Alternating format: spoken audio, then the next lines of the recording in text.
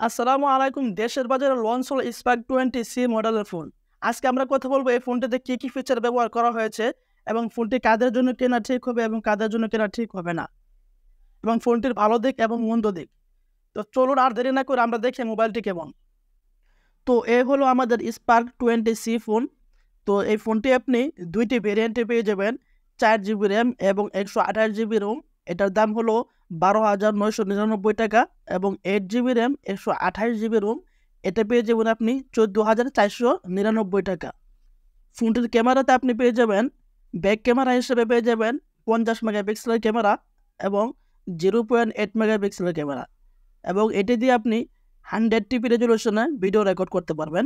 আর front ক্যামেরাতে আপনি পেয়ে যাবেন 8 মেগাপিক্সেলের ক্যামেরা, এবং এটা দিয়েও আপনি 100 TB রেজলিউশনে ভিডিও রেকর্ড করতে পারবেন। ফোনটির সাইজ হলো 6.6 ইঞ্চি, এবং ডিসপ্লে রেজলিউশন হিসেবে পেয়ে যাবেন আপনি HD+ ডিসপ্লে, এবং আপনার রিফ্রেশ রেট হিসেবে পেয়ে যাবেন 19 হার্জ রিফ্রেশ রেট। ফোনটির ব্যাটারি নিয়ে যদি আমরা কথা বলি তাহলে আপনি পেয়ে যাবেন 5000 mAh বিগ ব্যাটারি, যা আপনাকে একদিন অনায়াসে চালাতে পারবেন যদি আপনি হেভি ইউজার হন। আর যদি নর্মাল ইউজার হন তাহলে আপনি 1.5 দিন অনায়াসে চালাতে পারবেন। ফোনটির অপারেটিং সিস্টেমে ব্যবহার করা হয়েছে অ্যান্ড্রয়েড ভার্সন 13, এবং প্রসেসর হিসেবে ব্যবহার করা হয়েছে হেলিও মিডিয়াটেকের G316 ওয়াক্টা-কোর প্রসেসর। ফোনটির নিচের সাইড দিয়ে যদি দেখেন আপনি পেয়ে যাবেন তাহলে স্পিকার এবং type C cable, charger point, 3.5 mm microphone jack এবং ইয়ারফোন জ্যাক পেয়ে যাবেন। ফোনটির বাম পাশ দিয়ে আপনি পেয়ে যাবেন সিম সোল্ট এবং মেমোরি সোল্ট, এবং ডান পাশ দিয়ে পেয়ে যাবেন পাওয়ার বাটন এবং ভলিউম বাটন। তো পাওয়ার বাটনে ফিঙ্গারপ্রিন্ট ইউজ করা হয়েছে, সাইড মাউন্টেন ফিঙ্গারপ্রিন্ট, এবং উপরের পাশ দিয়ে পেয়ে যাবেন আপনি ডুয়েল স্পিকারের এদিকে আরও একটি স্পিকার। ফোনটিতে দেখতে পাচ্ছেন আলো লাগার পরে কিন্তু ফোনটিতে এক এক সময় এক একটা কালার আসছে। তো বাংলাদেশ মার্কেটে আপনি পেয়ে যাবেন বর্তমানে অ্যাভেলেবেল আছে দুইটি কালার, একটা হলো মিস্ট্রি হোয়াইট এবং আরেকটি হলো গ্রেভিটি ব্ল্যাক। তো এতক্ষণ দেখলাম মোবাইল ফোনটি। এখন আমরা যদি কথা বলি ফোনটির ভালো দিক নিয়ে যদি কথা বলি তাহলে ফোনটিতে ব্যবহার করা হয়েছে ডুয়েল স্পিকার, যা দিয়ে কিন্তু আপনি সাউন্ড কোয়ালিটি খুবই ভালো মানের পাবেন, এবং অডিও শুনে এবং ভিডিও দেখে কিন্তু খুবই মজা পাবেন।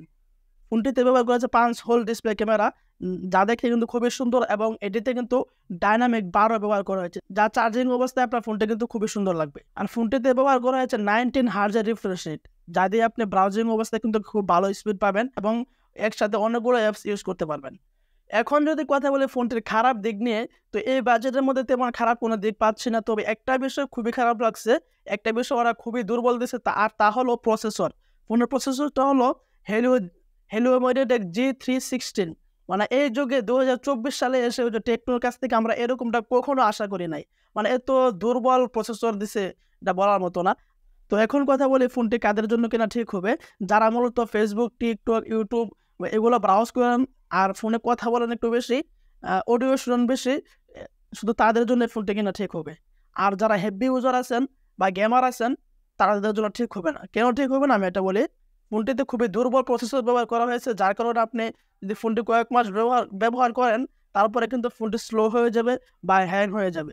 তো যারা হেভি ইউজার আছেন আমি তাদের রিকমেন্ড করবো এই ফোনটি কিনা থেকে বিরত থাকেন। এই বাজেটে আপনি আরও ভালো মানের ফোন পেয়ে যাবেন।